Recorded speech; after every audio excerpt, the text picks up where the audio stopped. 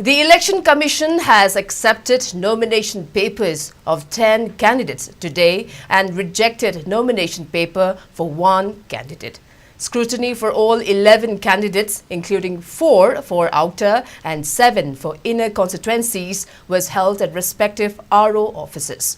Of the total 7 nomination papers in the inner constituency, the RO has accepted nominations of 6 candidates and rejected nomination paper of Universal Family Party candidate Ngasepam Nilakanta.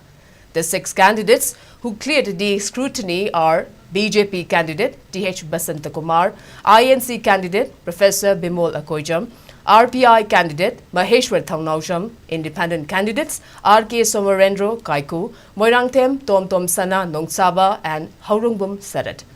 In the outer parliamentary constituency, the RO has accepted nomination papers of all 4 candidates. They are INC candidate Alfred Kangam Arthur, NPF candidate Kadri Timothy Zigmik and IND candidates Ellison Abomey and S. Kokujon.